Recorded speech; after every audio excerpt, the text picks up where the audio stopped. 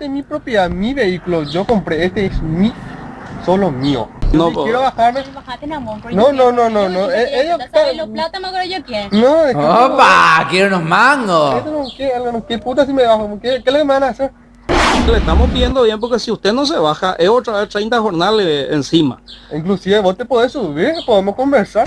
Ahí vas a Me ver. tengo que bajar yo. Y vas a ver ese picasema, digo. ¡No! ¡No!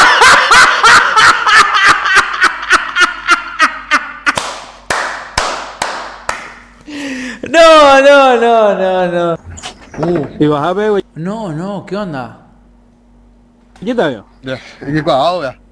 No, tiene que ponerse ahí por su puerta. Más hacia su puerta, porque esa es la posición de conversar con la Ya, autoridad. hay que poner posición otra vez. Vale, decime las cuántas querés, y hay poco y vamos a solucionar ya bien rápido. Uy, pará, amigo, pará, estás re enojado. De esta mapio. No agarramos efectivo, amigo. No, yo quiero solución, potaña en boiva, él es potaña. No, no, no. Poco y no. Añen bojío, pues. ¿Eh? Añen bojío, pues. No, está no.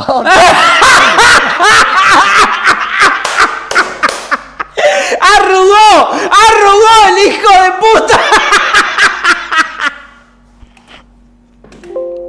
No puedo más. Pará, boludo, pará. Pero ¿qué vas a perder tu tiempo, No, Dengo? estoy perdiendo mi tiempo. Pero y vos lo que ofreciste es amigo, si añen bojitas, si es posible allá. Papá, Y no son tipos de palabras entonces. no, déjate de joder, yo me doy y me llevo. Están en falta, amigo. Usted no se puede ir así nomás.